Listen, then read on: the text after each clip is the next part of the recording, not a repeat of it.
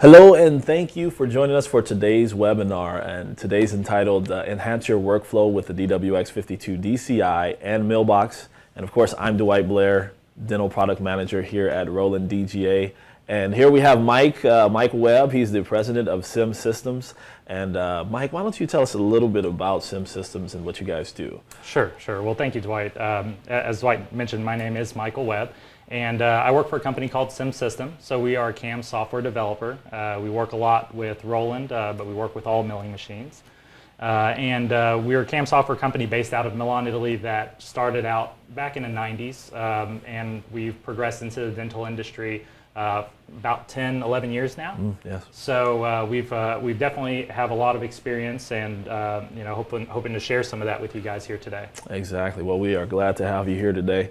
And for those of you guys out here, let's just jump into what we are going to discuss. And the first thing we're going to discuss, as you noticed on the tips today, is best practices for the DWX-52DCi and MillBox. And that means how to properly set up adapters. I know there was some feedback that we received in the market from some users that were thinking about ways to kind of open up that workflow. We'll talk about that today.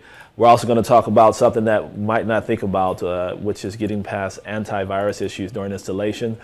Sometimes when you're using the software, there might be features that are unavailable, and it just might be the fact that you have some security things a little turned up too high. So Mike will talk about that. And we're going to talk about getting files ready for support. Support and packaging files for CIMsystem is something that's new in the software for the past year. And we want to showcase that workflow and kind of show you how to do that. And the next thing we're going to talk about, of course, is tips for properly analyzing STL data. And of course, that means importance of analyzing these STL files, as well as understanding what a good quality file is versus a bad quality file, looking at the mesh to see just what challenges might occur with the milling process, and to help you kind of streamline and improve your workflow. The next thing we'll discuss is an optimized workflow for setting up hybrid and standard abutments, and Mike Webb's going to take you through the hybrid abutments versus standard abutments, as well as a live workflow, so that should be very good for you. And the last thing we'll talk about is something new, which is the model time reduction kit, something that was just released in June, or should I say July. And we're going to go through the accessories and talk a little bit about live setup, how you can easily put in your model blank. And then Mike's going to take you through the MillBox setup and workflow. So I know that sounds like a lot of content, but we plan to get it done pretty quick. And let's jump right into it. So the first thing up is we have managing adapters. And the reason why we want to talk about this is there were a few users at a couple of trade shows that came up and asked us questions about setting up adapters and then possibly using, let's say, an indexed material for another adapter. And if that doesn't make sense, I'm going to let Mike kind of explain that to you. So Mike, how do users normally set up in the natural workflow with a 52DCi their adapter setup? Sure. So for this one, I'm going to take you guys to a demo of my screen so we can kind of get an idea of what that looks like. I'm just going to start with a new job. I actually have the the model time reduction kit pulled up right now. Mm-hmm. So we're going to start with the new job, and essentially I'm going to take you guys through the workflow of how to process a single crown. Very quick, very simple and easy, and then show you where the selection of the pallet or the adapter comes into play later on in that process. So my very first step when I click on New Job is to select my machine, and I'm going to select my material that I'm going to use for that machine. In this particular example, I'm going to use zirconia. We can also choose what fixture we want to utilize, whether it's going to be a disc type fixture or if we're going to use the pin block type. Mm-hmm. So we're going to hit check mark and move us to the next step. Now I'm going to import my single crown. I'm just going to pull in a molar, just something to show you guys at a very high level the workflow. And right now that file's undergoing analyzation from the CAM software. So we do look at this file and try to determine certain features just from a basic standpoint. Mm-hmm. Now that I've imported this crown, it does tell me what my minimum thickness required in terms of material. Mm-hmm. So in this particular case, this crown's about 10 millimeters in height. So I need to select at least a 10 millimeter or larger. Now usually if we're right on that cusp like this, where it's 10 millimeters, due to manufacturing tolerances with blanks, I would typically just go to the 12 millimeter. And so if I'm selecting a partially used stock, you can see over here that I have 2 of those available. Those will typically already have adapters pre-assigned to them. So I'm going to show you how I assign that adapter from the get-go. So I'm just going to put in a stock name. Usually this is something that you would write on the side of it. Maybe we'll call it HT1 for short for high translucency. Right.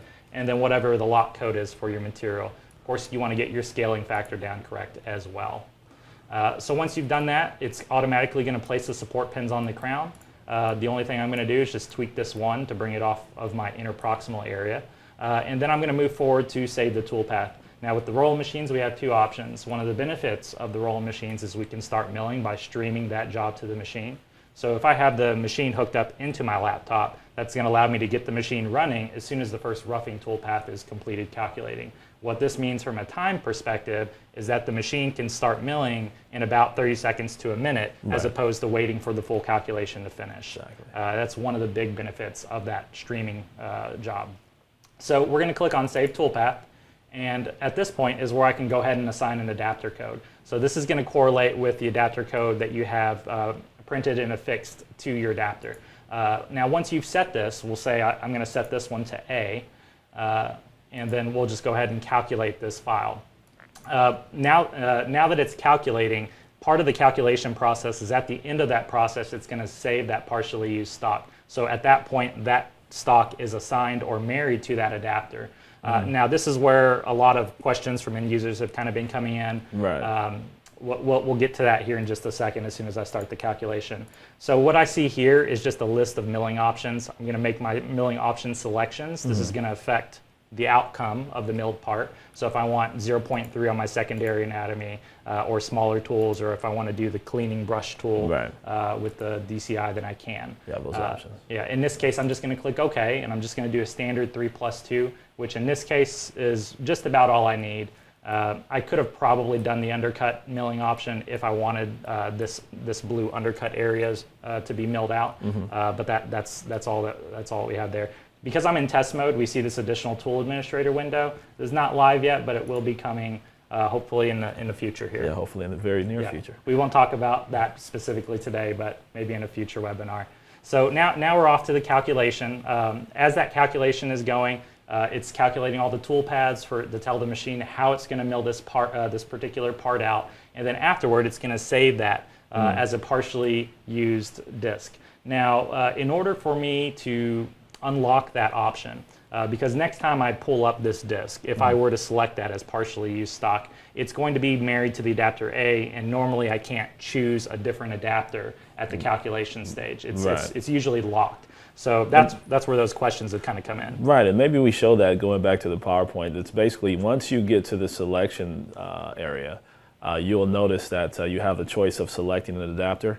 And if we can jump back into the PowerPoint real quick, it usually looks just like this. You're getting to the adapter, you see this yellow check mark, and you're kind of locked into that specific adapter for this next job. You've just used some material, you've cut out the restorations, and our ideal is that you're going to leave your materials inside of the adapters, buy additional adapters, and that way you never have to take a partially used up material out of the adapter for a future job. But just in case for those users that want to have that flexibility, you do have a way of doing that in MillBox software, and if we can jump back in, you're going to show us how to do that, basically, right? Yes, absolutely. Okay. So typically, now my laptop's not a performance laptop, so it's going to take a little bit longer for this to finish calculating. However, there is a method to go in and unlock that adapter. Now, typically you want to have MillBox completely closed for this process, but since it's still calculating, I'm going to let it finish here. It looks like it just finished. Great. So I'm going to go ahead and close my MillBox, and you're going to navigate to your installation directory. Now, it's very important to note that your installation directory may differ based on the install that you have from your reseller. So, for example, if you have your reseller from Henry Schein, it's going to be under C drive, MillBox _ cap edition. In my case, this is the standard DG shape version. Correct. So we have, it's under C drive, MillBox Roland edition, and then underneath of that folder, there's an additional subdirectory called MillBox. So if we open that up, and then we go into the folder called SUP, and then we're going to look for the machine that we want to unlock that adapter for. Correct. So in my case, it's the DWX-52DCi. Right. I'm going to open that one up, and then there's two files here. There's a multimachine.ini and an extra config.ini. So if you double click this, it should open up in Word. Or Notepad, sorry. And if it doesn't, you can try right-clicking and you can edit it, or you can try right-clicking and say Open With, and then Notepad. So once you open it up there, we have this custom palette request. I can change this from 1 to 2 and simply save this file. And now I can open my DG-Shape software back up again. And that change will have taken place. Now it's very important, again, that while you do this, that MillBox and all instances of MillBox are completely closed. Gotcha. So that way there's no conflict in configuration or anything like that. And then once we've made that change, we saved it and closed out of that file, we can just open MillBox right back up. So for this, just for simplicity and to save time, I'm going to open up that previous job that we were working on here, which is that single crown. And I'm going to go to the blank selection, like I'm selecting a blank for the first time on this job. Right. So when I click on, well, I'll give it just a second here to get caught up. When I click on the partially used material to the right, now that was, I selected the partially used material for the 12mm disc. So we'll just give it a second here to finish loading. There we go. And so here was that HT material that I had selected previously. One thing to note also is that we do display some information in here in terms of how much percentage has been used of the disk. Gotcha. That's a new 2018 feature, so something to kind of look out for. Mm-hmm. So when I select that disk, now I'm going to go in and I'm going to save the toolpath again. So when I do that, now I can come in and change this to whatever adapter I want. Got it. Under normal circumstances, if I had left that I and I value at the 1, when I go to click on these, just nothing would happen. Makes sense. So, well, thanks for sharing that. I mean, that should answer the question that we have if we go back into the PowerPoint of different workflows you have in managing adapters. Like I said, we would encourage you to use the adapter-based system with the rack and the disc changer and leave your materials set up in your adapters. So once you mill out your restorations, you can take advantage of maximizing the use of your partially used materials. But you know, there are those occasions where you might want to just use that adapter for a new job and you want to save your partially used material to the side. So that's something that you have a choice now. Of course, we just talked about setting up adapters in MillBox, but let's move on and talk about setting up proper exclusions to kind of get past some of those security software hiccups when you're installing software. And Mike, why do we need to set up these exclusions? Well, one of the primary reasons are, especially during the beginning install portion, you can run into some errors. Security software particularly is very strict in terms of what it will allow to run in the background or what it will allow you to install. Ideally, what we recommend to users, if it's not necessary for them to have security software, like if they're not in an enterprise environment or something like that, it would be better to remove that from the machine so that way it's not interfering with the CAM. Right. The CAM software is a very process-intensive application. So there's a lot of reading and writing to your computer's hard drive, and what that means is it's a lot of sifting that security software has to do. Everything that gets processed, that program typically sifts through. So that's one of the reasons also in a environment that you are required to have that security software, we definitely want to set up these exclusions, which are basically where we're telling the security software to avoid interfering with the CAM software. Right. And I mean, of course, if that does happen, that leads us to our next point. Features might not work because some of those files didn't carry over, I guess, to the computer.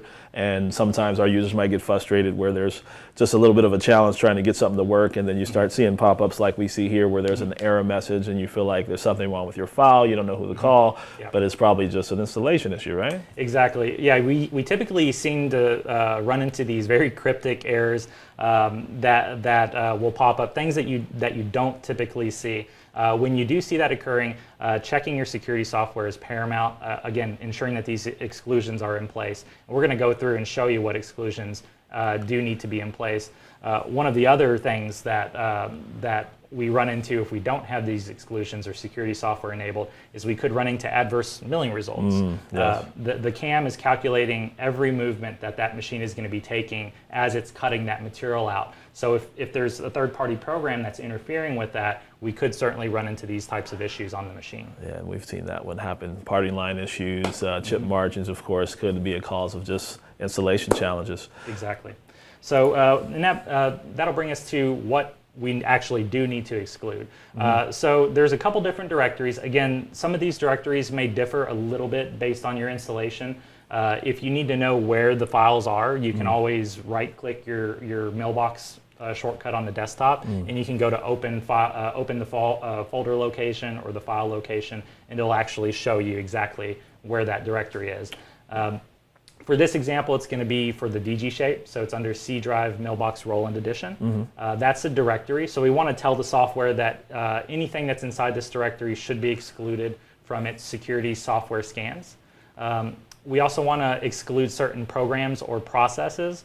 These are the actual applications that are running themselves. So security software not only scans regular files, but it actually scans processes that you're running as they're running. So we definitely want to have those on the exclusion list as well. And so we see 3 different exe files. And actually, I think that's a typo here on the third item. It is the millbox.exe file is under an additional subdirectory. So it should be MillBox Roland Edition /millbox/millbox.exe. Got it.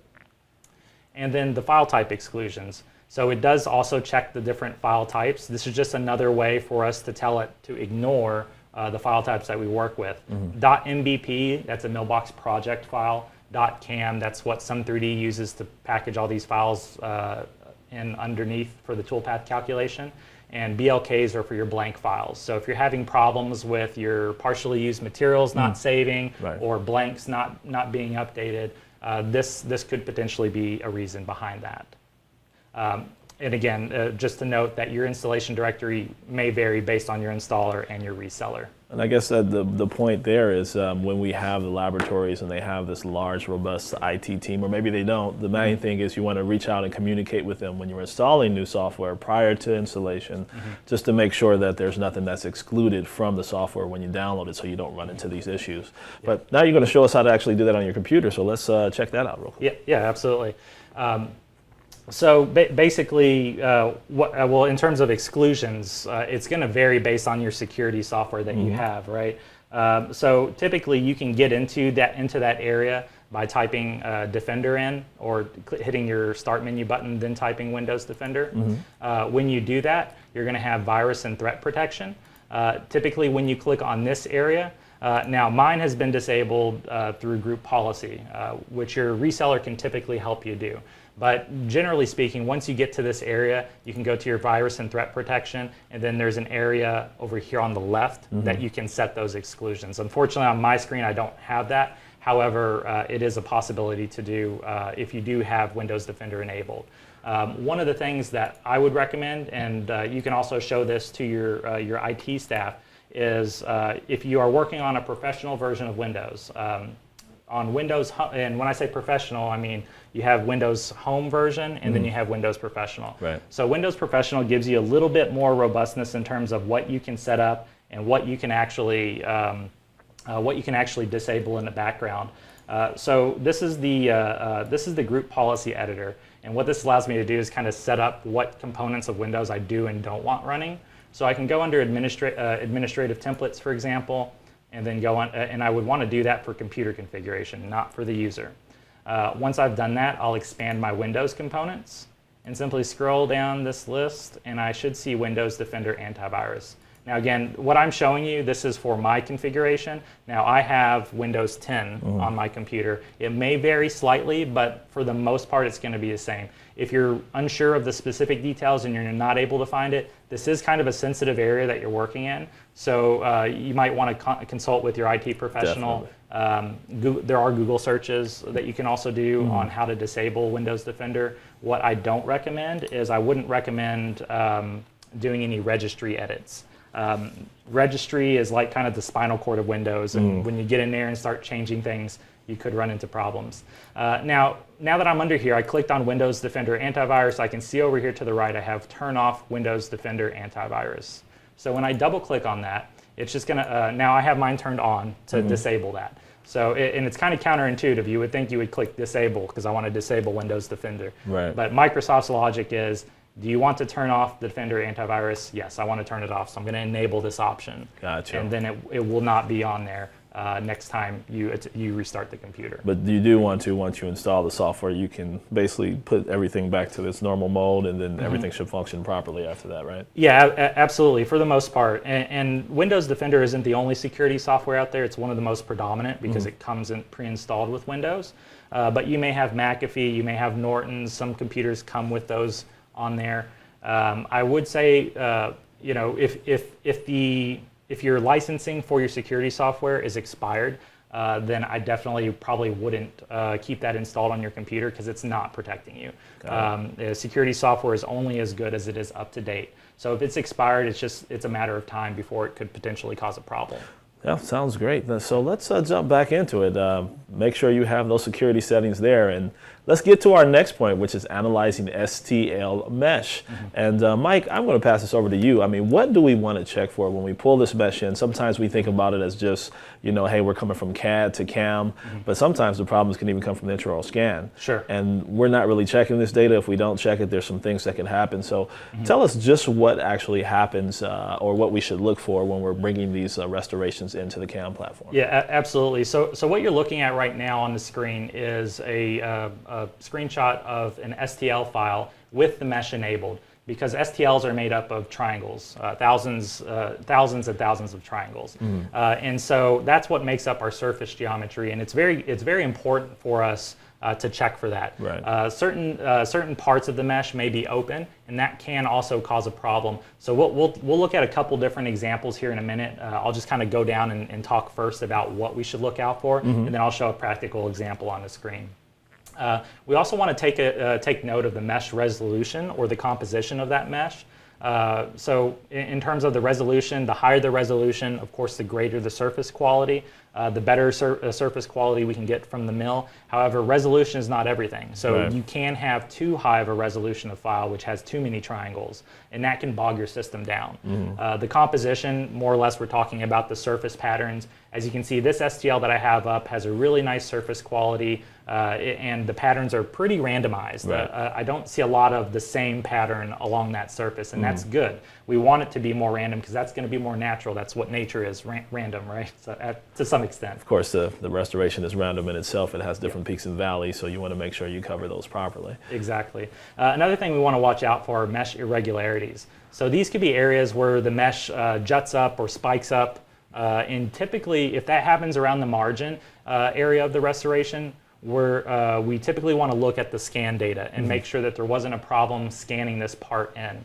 Because if there was, then what we design is only going to be as good as the quality of the scan. Right. So that could be something to look at. And then, of course, the file size. So this kind of comes hand in hand with the mesh resolution. Typically, the higher the resolution of file, the larger the file size. And again, that can slow down your system if it's too large, or if it's too small. The resolution may be too generic. You won't be able to get those details that you wanted to mill out. And also slow down the processing, right, for the actual restoration. Right. Yeah, it could definitely cause an issue. So we'll go back to my computer screen here, and I'm just going to show you guys. Now, this is a CAD software called Rhinoceros. There's many different CAD software out there. If you have open source CAD software, you can open up your STL files. Otherwise, you can use free STL mesh viewers. I think it's called STL View. Is a program created by ModuleWorks. You can download it from their website. Just do a Google search for it. Or if you have 3Shape's 3D viewer, I love using that tool because we can make measurements in it. You can cut 2D planes to kind of see measure thicknesses and things like that, as well as see the mesh. But for simplicity purpose, since I want to pull up a couple different restorations, I brought them into Rhino. So right now you can see the composition of these files. There doesn't really inherently at first glance appear to be much of a difference when you go from one to the next. Maybe just design differences, but from the makeup of the file, not too bad. Now where I can really see there's a difference is if I turn on the shading. And what this allows me to do is see my mesh. So here on the left we can see that this one has a very uniform pattern going across the surface. And the drawback to this is when we mill it out on the machine, these Roland mills are so accurate that we can actually see this surface quality translate into the surface finish. So this would be very undesirable from a technician standpoint. And then the next one here, this is kind of, in my opinion, one of the better ones, or one of the better examples that we have from a mainstream CAD software. You can see that the mesh itself is quite randomized. There's not a lot of areas where you have just one uniform pattern, right. and that's going to give you a more lifelike appearance coming off of the machine. And then we have another file here, which is kind of a mixture of the two, right? It has different patterns in there, but again, this is going to end up showing up on the part, and you're going to see a difference on the surface quality finish of this area here on the facial versus as it starts to get closer to your interproximal areas. Right. And so that's going to be a non-desirable effect as well. Here's another good example of a good quality mesh. So we have the detail where we need it, especially in the interior prep area. We have a really nice, solid, easy to see prep line. That's definitely a good and desirable trait. A little bit of artifacting as we get into the occlusion, but that could have just been from the design. Could be. So exactly. it just kind of depends. And then the last file that I have is kind of like the perfect storm of files that you don't want to have to deal with. Now, this particular file on the top portion doesn't look so bad. In fact, the anatomy actually looks pretty decent. Looks pretty good. Yeah. Where we start to run into problems on this file is when I turn it upside down. Right. So just at this glance, you can kind of see the resolution of the mesh here is decent quality, but this over on the right, it looks black on your screen because if I zoom in close enough, you can see that the resolution is so dense that's the reason that it appears black when we zoom out. So that's one of the issues. And in contrast, in terms of file size that we were talking about, this crown right here is about 1.5 megs in file size, and then this one is about 18 megs in file size. That's a lot. Yeah, and primarily because of this internal mesh that we have that's just so aggressive. One of the other issues that we have with this file in particular is the open mesh. So that was one of the items that we talked about that we need to look out for, where if I zoom in here, what I'm looking at is supposed to be the margin. And so this is what it's supposed to look like, right? And so the mesh should be watertight or completely closed. There should not be any holes or gaps in there. And if there are, then that means that we're missing data. And so really the CAM software can't invent that information, just like a technician can't invent margins, right? So we definitely, for this particular example, this would be a file that we would most likely reject. And for numerous reasons, not just because of the resolution being too high, but like this file takes about 10 seconds to import into the CAM versus this one that takes about 1.5 minutes. So you can see it causes bottlenecks. So here's a question. When we look at, for instance, the last crown we were just looking at, it has an open mesh.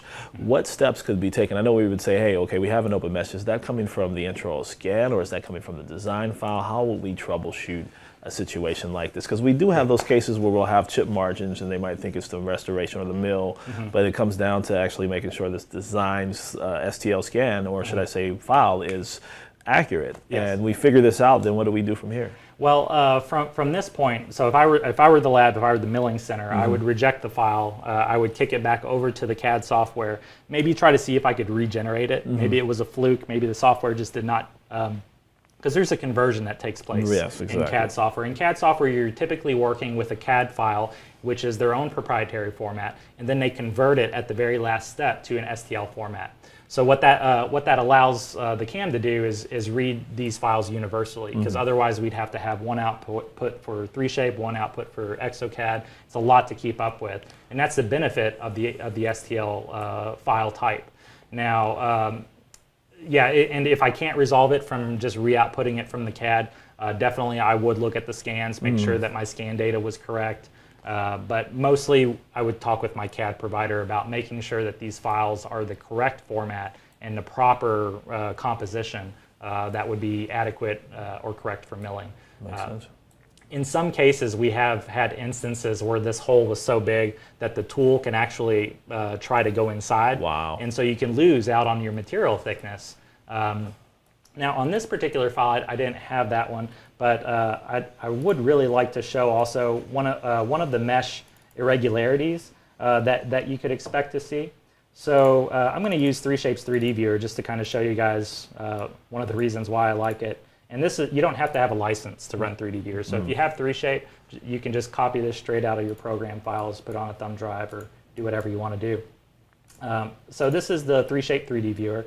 Now in this case, you can see definitely there's a lot of areas where we have open mesh where this has not been closed.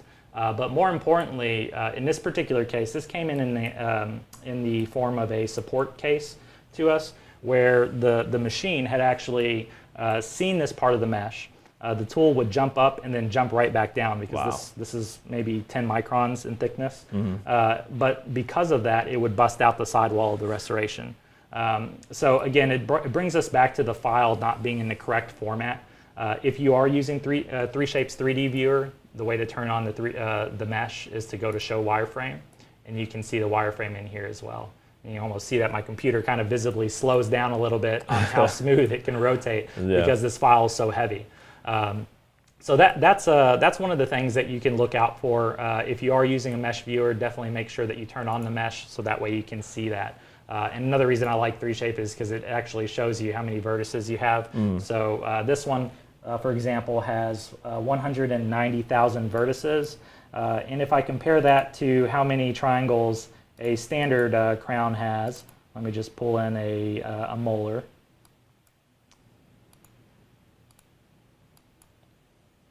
All right, so this is a standard molar, very similar file, but this has about 16,000 vertices. So quite a big difference between those two.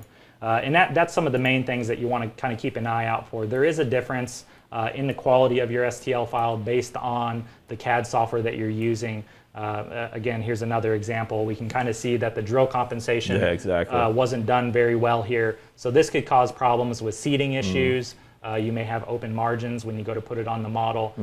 What that should look like, let me turn off the mesh for a second. What that should look like as far as drill compensation is something really non-contrasting in terms of how they've hogged that material out, so that way that tool can easily transition and just kind of go around in those pockets versus something here where it's almost like they kind of like would be drilling it out of that pocket. That could keep it from going fully down to the margin, which of course, like we said, equals either a crown that did not seat or an open margin in general. Or it could just be on one side. So these are things we definitely want to look at for sure. Exactly. Awesome. So let's jump back into the PowerPoint. Thanks for sharing that with us, Mike. And just kind of recapping everything, of course, we talked about open mesh can lead to inaccurate seating. We want to make sure we check these STL files, or should I say the mesh, and be sure that the proper patterns are in place. Of course, the poor mesh composition can cause surface quality or should I say a poor surface quality issue of mill parts. Also, the irregularities can also cause milling issues. And last but not least, normally large size files will inhibit import and calculation times, which means it'll slow it down just a bit. You might have a little bit of processing challenges, or you might have to wait just a little bit longer. So let's talk about screw retain restorations. This was another thing that popped up, and we want to clear up the confusion between object types. There are a lot of different, say, abutments on the market, and there's a lot of things you can mill, and we want to make sure you guys have a clear picture of what that looks like. So Mike, tell us a little bit about that. Sure.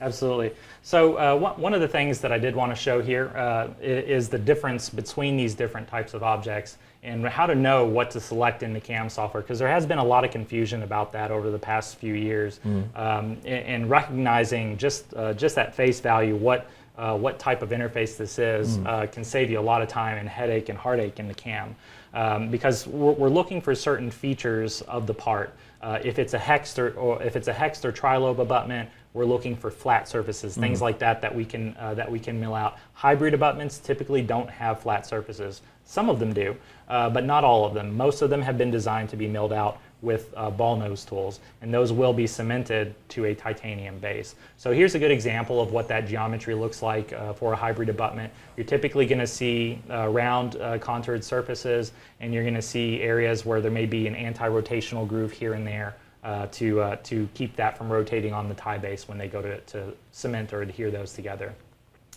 The next type would be hexed abutments, either internal or external. So these also can be a challenge, but they require special tooling. And there is a special part of the strategy that works on these types of restorations, as well as tri-lobe abutments. These are abutments with typically 3 lobes. Now this can vary from one implant system to the next, but it is not a hybrid abutment. So, and then we have other options. So you can have conical types of interfaces. You can have like the Synocta interface, for example. Again, it's not a hybrid abutment though. So one of the things to kind of keep in mind there is that, and I'll kind of show you here on my screen as well, if we can go over to that. So I have another couple of examples here of those particular parts, just so you guys can get a little bit better of a view of what the internal looks there. You can see on hybrid abutments, we're looking for radiuses on the inside, not a lot of flat surfaces that we would need a flat tool to mill. And then these are our hex abutments right here. And then we have trilobe, and then we have other types as well. So these would be processed as abutments in the CAM software. And then the hybrid abutments would be processed as hybrid abutments. Now, the hybrid object type in the CAM software applies to not only single units, but also applies to screw-tane bridges as well that may be hybrid. So we're just going to kind of pull those into the CAM software and just kind of show you an example of how we would need to process those. Because in addition to recognizing the difference between those, there are certain features that we want to make sure that we have captured properly. So I'm just going to select zirconia again for this particular job. And I'm just going to import one or two hybrid abutments. I'll pull in this one, which is a standard hybrid abutment with a top cap here. And then we have a full contour or screw-retained crown that is also a hybrid as well. So we'll just pull both of those in here. And I'm going to select hybrid abutment. So this is where the difference would be. Abutment would be for the hexed, internal, external, and trilobe, but hybrid abutments would be otherwise. And so we'll give the CAM software a second to bring those in. What the CAM software is doing at this point is we're analyzing the screw access hole to determine our drilling depth, and we're also analyzing the margin line area or the base of that abutment, so that way we can determine where we're going to stop and start milling in certain different stages of that processing stage. So I'm also going to select a material. In this case, I need a 16 millimeter, so I'll select and create a new 16 millimeter. And now that I've done that, we can see that the CAM software has automatically detected and thrown in these parts. It's placed support pins on them already. I may just come in and tweak some of these. Maybe on this one, I'll bring some of these support pins subgingival. Yeah, you definitely might want to do that. Yeah. Yeah, we can't always do it. Depends on how much, how close to the bone level we are. But definitely, we want to bring that down below the margin. In this case, let's see. I have a couple more support pins. Now, one thing you may notice is I'm placing the support pins along this white line. That's because if I place it above or below that, I'm creating undercuts, which could end up with stumps after the milling process is complete. Because we don't always go into 5-axis unless the user prompts the CAM to. And that's usually the height of contour. You want to kind of keep it at that height because that's where everything curves anyway. Right? Exactly, right. And some of you may notice this purple arrow. This is new to 2018. We can now detect secondary insertion directions. So if I click on that, it actually shows me the insertion direction of the top cap. Where this could be really beneficial is if you're doing split parts, where you're designing a crown and abutment at the same time.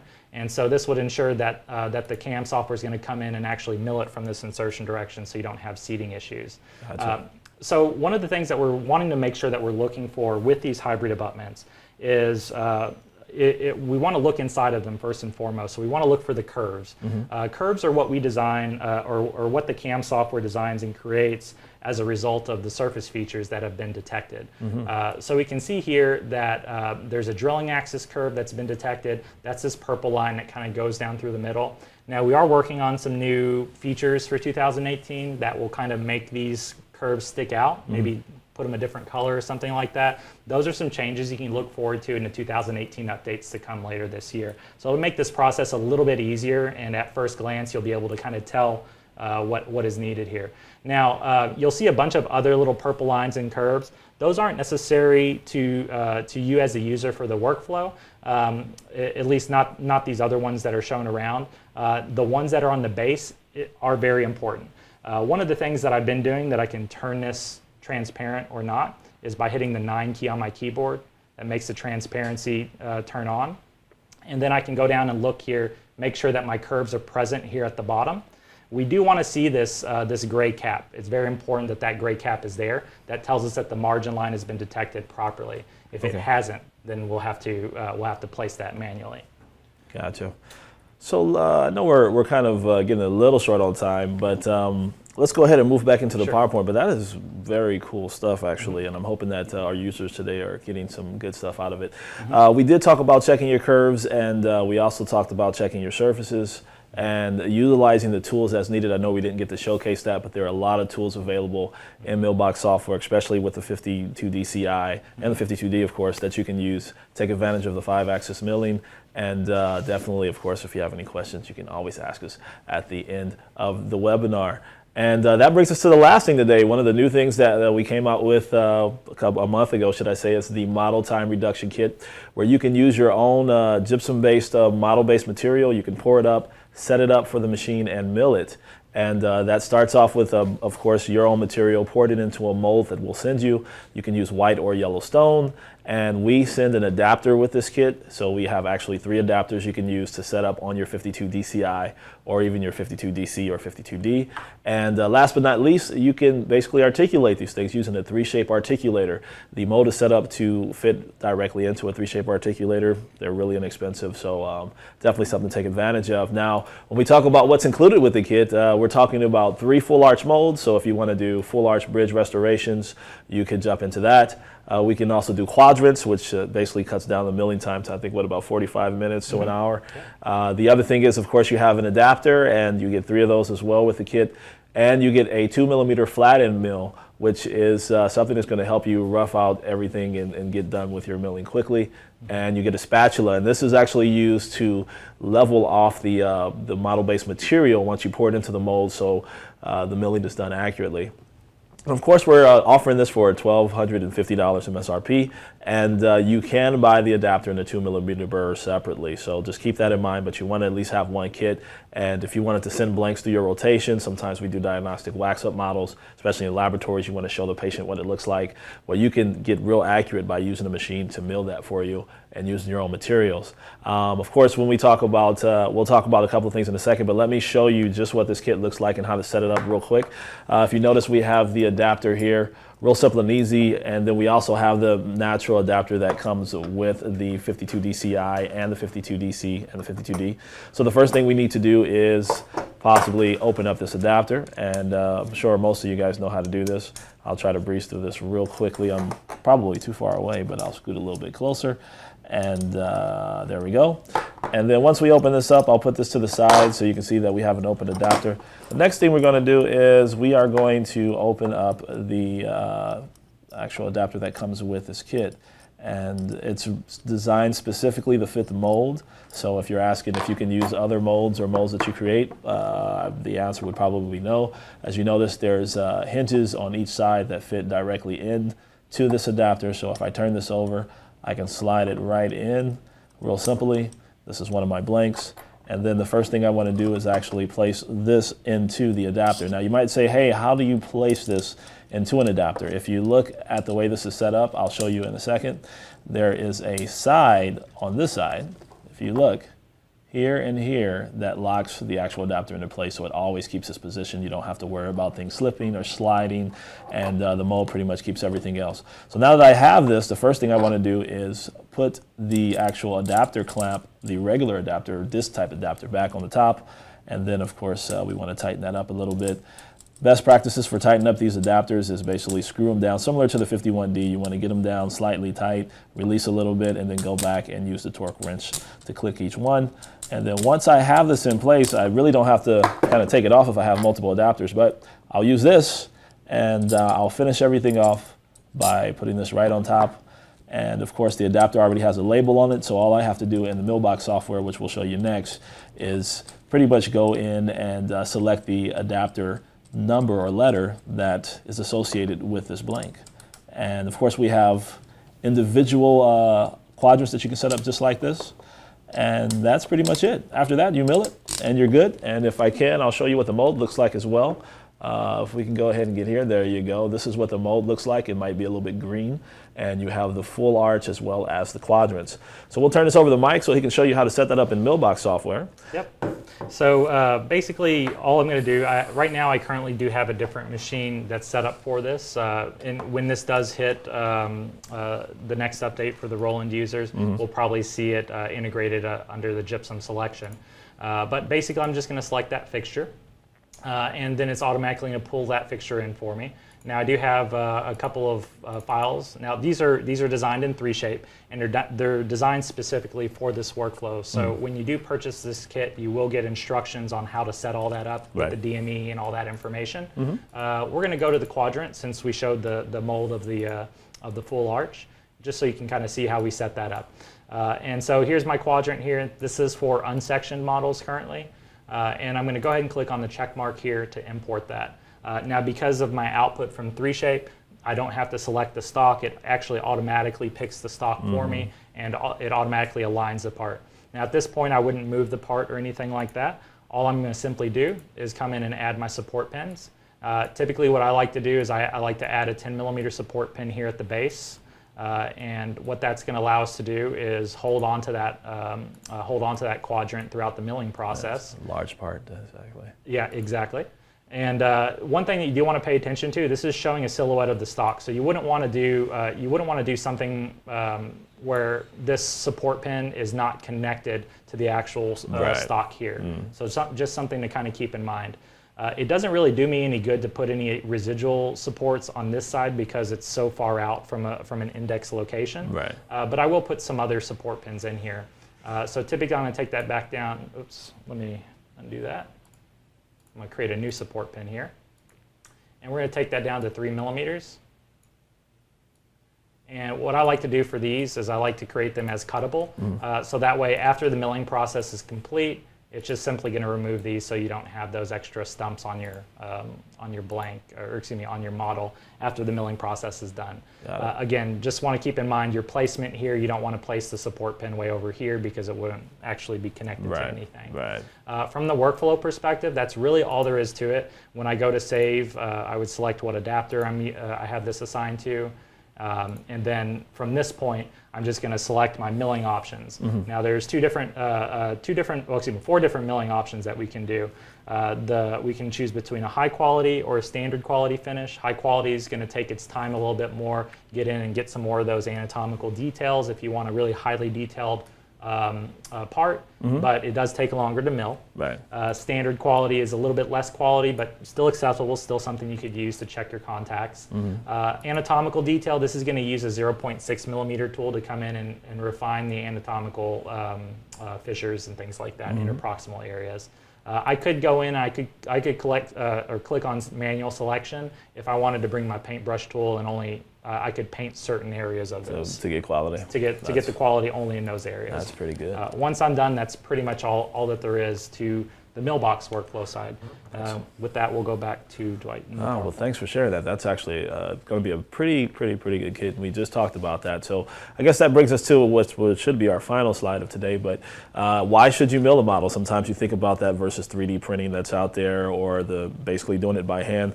And let's talk about some of the advantages. Of course, it's a low cost. For instance, you're using your own material internally. You're not buying a resin-based material, which could cost hundreds of dollars. And then, of course, when those things are replaced, you have to pay more to get it. I believe the cost that we estimated testing this with a couple of our users or friends was about 89 cents per arch. So that's very good when you compare that to the cost of actually printing, printing a model-based resin. Adjustability, of course, when we talk about making adjustments, sometimes our models or our digital scans that we get need adjustments. You need to do a reduction coping. You need to adjust the adjacent teeth and adjust the interproximal spaces. That's something you can do because this is a familiar process. It's a material that you've created, and you can make those adjustments, send it to the doctor, something that you can't really do with a 3D printer. Of course, then we also talk about die creation. There are kits out there that you can plug in pins and cut out dies and use that as a working model and then still have your regular model. So that's also a benefit. And the next thing, of course, is articulation. You already have a pre-articulated setup with the 3Shape articulator that you can plug right in due to the design of the mold. So some of these things are already taken out of the equation where you have to normally do that by hand with glue, with plastic articulators, or you have to use the plaster and set everything up. Of course, last but not least, it's a familiar process, so it's nothing that you're unused to except for plugging in a digital solution like the 52DCi to mill the actual model. Now, when we talk about the disadvantages, sometimes it comes down to time. Me doing this by hand is always a lot faster. But as we start to digitize more of our workflows and we look for ways to use our time in other places, if I can have a machine mill models and I can go and focus on, let's say, finishing up a denture or something else, I can bring this mill in and I can mill out some pretty good models, have everything set up, ready to go, ready to check my crowns when they come off the actual machine. And even sometimes when we talk about making printed models, you usually have to do that to check the crown before we send it back to a doctor, regardless if we're talking digital. If we can do that with the actual model that we mill for cheaper, I would say a 20th of the cost, it makes it that much more plausible. Well, and also because with the DCI, you have the disc changer. So if you wanted to queue up, 10 of these, you can just do it and have use your rack here and keep everything going. So there's many different advantages when you talk about using a disc changing machine like the 52DCi for a project like this. And that brings us to the end. So we're just going to recap everything. Of course, we talked about unlocking adapters to customize your workflow, and that just means you have a choice of going with the regular system we have, which is using multiple adapters to manage your indexed material, your partially used material, and your new material, or you can open that system up like Mike Webb showed you earlier today. Second, we can be sure to use the proper exclusions, make sure they're in place before you install MillBox software, just to be sure everything installs properly and you don't run into any type of issues. We want to make sure we send backup files when contacting support, and I know we didn't showcase how to do that, but definitely reach out to us afterwards as we're running out of time here today.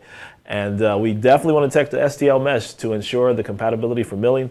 I know sometimes we get questions of, hey, I have a chip margin, I've got lines in my restoration. Well, we want to make sure you cover all your bases before you actually reach out to support, because you might be able to solve your own problem before going through that route, and that's always better and saves you a lot more time in the end. Of course, the last thing with as far as the files are concerned, you want to concern the proper curves and features are in place when you're doing screw retained restorations. There's a lot of different features in MillBox software that you can take advantage of, some that we didn't really get to go into detail today, of course, but that would be for another session. But you can always reach out to Mike Webb about that and gather some more information.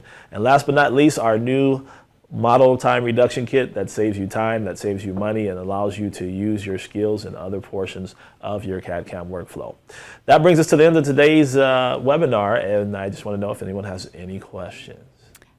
Thanks, Dwight. We don't have any questions at this time. If you guys do think of any questions, there's a short survey after this webinar, so just go ahead and type in your questions and we'll email you directly. Sounds great. Thanks, Michelle.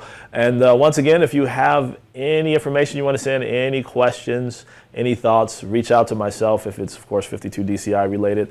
MillBox related, CIMsystem, reach out to Mike Webb, and we have our email addresses there. This webinar will also be available on YouTube where you can access later. We encourage you to share that with your colleagues as well as your lab management owners, and let us know how we're doing. And definitely, as a reminder, take that survey. Mike, you have anything you want to share with everyone? I just wanted to mention, of course, there are some things that we weren't able to cover during showing you how to process some of these hybrid abutments, as well as how to create these support backups. I did want to mention that as a company, CIMsystem is now also starting to do webinars. Yep. So that's definitely, if you're a MillBox user or if you're interested in MillBox, shoot me an email and we can get you on that list and get you invited to learn a little bit more about your CAM software. Sounds great. Well, thank you once again for joining us today, and we'll see you hopefully at LMT East. Have a great one.